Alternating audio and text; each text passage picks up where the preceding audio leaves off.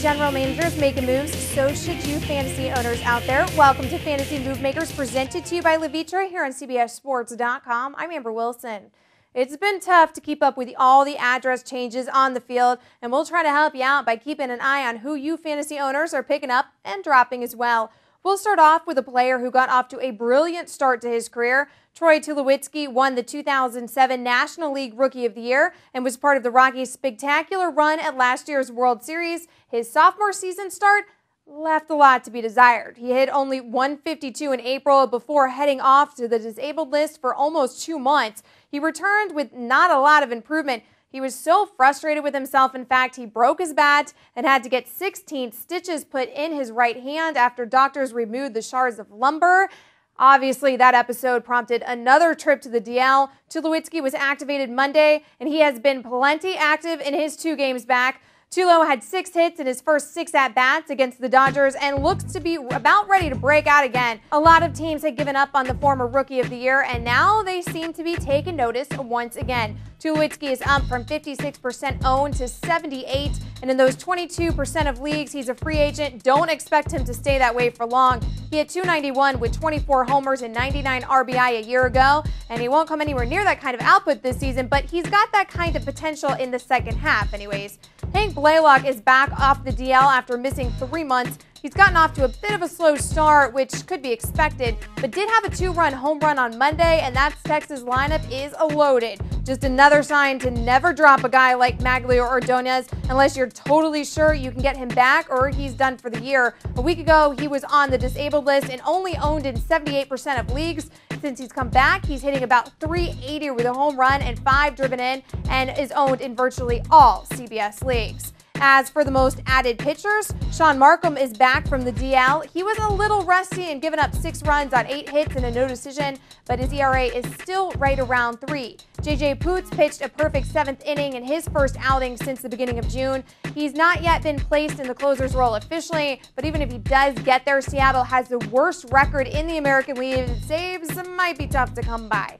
Further down the most added list, you will find Chris Carpenter, who made his first rehab start at AA Springfield on Sunday. Pitching in front of a sellout crowd of almost 9,000 fans, Carpenter pitched 4 scoreless innings. The 2006 National League Cy Young Award winner hasn't pitched a game since opening day of the 2007 season, but still hopes to rejoin the Cards rotation sometime in August. All right, when we come back, we will take a look at who's getting dropped, so don't go anywhere. With all the changes to the Yankees during their 14 consecutive trips to the postseason, which included, of course, 4 World Series titles, a couple things have remained constant. You can find Derek Jeter at short, Mariano Rivera at the end of the bullpen, and Jorge Posada behind the plate. In 2008, the Yankees faced their toughest trip back to the playoffs. They are currently in 3rd place in the American League East, and with 100 games played, are still 3 games out of the wild card. Now, one of those key elements to their run has got a big decision to make, whether or not he can help them continue their postseason streak. Jorge Posada made his 2nd trip to the disabled list Sunday due to an injured right shoulder. Tuesday, he was told that the shoulder required surgery and a 6-month rehabilitation period, which would make him ready to play next February. For the time being, Posada has decided to delay the surgery and use the 2 weeks off to rest the injury and hopefully come back at first base or DH just to stay in the Yankees lineup. Nevertheless, Posada is the most dropped hitter in all of CBSSports.com leagues. He's been dumped in 26% of leagues, and it could get a lot worse if at the end of his DL stint he still isn't healthy enough to play.